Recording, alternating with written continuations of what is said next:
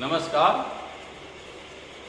मैं ज्योतिष पर आज आपको जो सूत्र बता रहा हूँ ये बहुत उत्तम सूत्र है और अगर आप इसे थोड़ा भी समझ लेंगे तो स्वयं आप अपना जन्म पत्रिका देख भी सकते हैं। जन्म पत्रिका में प्रथम जो है लग्न का महत्व है कि आप किस लग्न में आपका जन्म हुआ है। अब हम सभी जानते हैं कि 1 से 12 राशियां होती है और उतने ही लग्न आते हैं जीवन में। तो प्रथम लग्न जो है वो मेष राशि का है और उसका स्वामी मंगल है।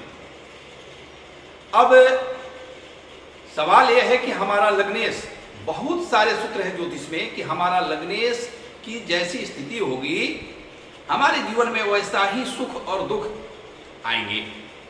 मैं एक छोटा सा आपको सूत्र बता रहा हूं, अनुभव बता रहा हूं, इसे आप याद रखिए। मेष लग्न, मेष लग्न का स्वामी मंगल अगर लग्न में ही बैठा हो तो बहुत अच्छा फल देता है, इसलिए कि स्वगृही का है। लेकिन उसके अगर अंश बाल अवस्था में हो या वृद्धावस्था में हो तो उसके अच्छे फल नहीं मिलते हैं। उसके लिए हम उसको रत्नों से, उसके पूजा पाठ से उसके बल को बढ़ा सकते हैं। लेकिन अगर उसी मंगल के साथ अगर कोई अकारक ग्रह बैठ जाए, जैसे मेष लग्न के लिए बुध बैठ जाए, अगर साथ में सूर्य बैठ जाए तो सूर्य उच्च का हो जाता है। बुध जो है रोग भाव का स्वामी और तृतीय स्थान का स्वामी होकर मंगल को दूषित करेगा और खुद भी जो है पीड़ित रहेगा। अब बुध पीड़ित होगा तो क्या होगा? जातक यशस्वी होगा, महात्मा होगा, बहुत उसकी प्रज्ञा बहुत बड़ी होगी, लेकिन उसके जीवन में मेंटल और फिजिकल बहुत सारे प्रॉब्लम आते रहेंगे। वही मेष लग्न का मंगल अगर चतुर्थ स्थान में चला गया तो नीच का हो जाता है और चतुर्थ स्थान का मंगल जो है कमजोर होता है। तो वहां मंगल क्या करेगा? जातक को संसारिक ज्ञान तो देगा, मातृ सुख भी देगा, लेकिन जातक अपने जीवन में कई बार हृदय के कारण, माता के कारण, सुख के कारण इस सब की कमी को महसूस करेगा। तो मंगल यहां दोषपूर्ण है। अगर वहां उसको हम रत्नों से बढ़ा देते हैं तो दशम पर उसकी दृष्टि उच्च की हो जाएगी, तो हमारे जीवन में बहुत सारे सुख मिल सकते हैं। वही मंगल अगर छठा भाव में हो, मैं कभी आपको मंगल के 12 घर में क्या प्रभाव है वो बताऊंगा, लेकिन वही मंगल मेष लग्न का अगर छठा भाव में हो और पीड़ित है, छठा भाव में जाने के बाद मंगल पीड़ित हो गया, वो क्रोध का भाव है, रोग का भाव है, शत्रु का भाव है, ऋण का भाव है, वहां मंगल जातक को उग्र बना देता है। जातक अपने सामने किसी को समझता ही नहीं है, बात बात पे भड़क उठता है।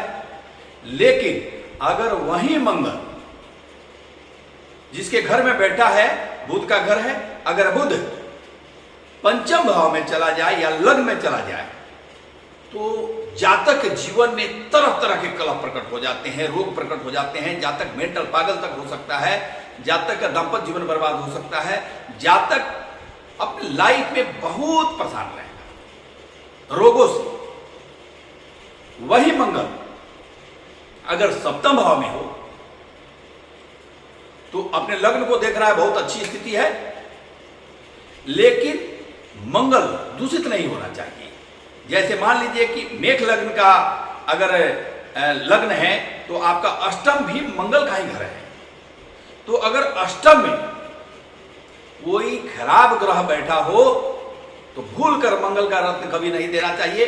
मंगल हमेशा डिस्टर्ब करता है, उसे रक्त संबंधी विकार, पेट संबंधी विकार,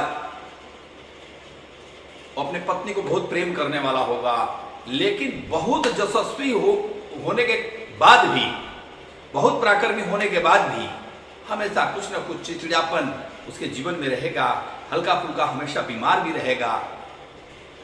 अगर वही मंगल 9वें स्थान में बैठ जाए, वही मंगल अष्टम स्थान में बैठ जाए, तो अष्टम का मंगल बहुत अच्छा काम करेगा। लेकिन अगर वही 9 में बैठ जाए और बृहस्पति की अच्छी स्थिति हो तो वो बहुत शुभ योग है। और वही मंगल अगर 10 में बैठ जाए तो कहना क्या है, उच्च का मंगल है। लेकिन अगर 10 मेष की स्थिति सही नहीं हो तो वहां मंगल जीवन को बहुत खराब करता है।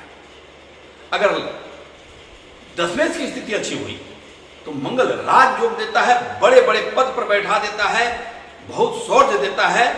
नौकरी आपको गवर्नमेंट जॉब तो निश्चित ही मिलती है, या बड़े पद पर तो आप रहते ही हैं। वही मंगल अगर 12वां स्थान में हो जाए तो आपको बड़े पद पर तो बैठा देगा, आप यशस्वी हो सकते हैं, लेकिन मेंटल रूप से हमेशा कंफ्यूज रहेंगे, हमेशा डर रहेगा, दाम्पत्य जीवन में कलह रहेगा, बहुत सारे विकार भी देते हैं मंगल। वहां मंगल को शांति करने के लिए मंगल की शांति यानी पूजा, हनुमान जी की पूजा। तो मंगल प्रथम लग्न का स्वामी मंगल, मेष लग्न का स्वामी मंगल अगर अच्छे स्थिति में हो तो जीवन बहुत अच्छा होता है, और अगर बुरे स्थिति में हो तो जीवन में बहुत सारी परेशानी आती है।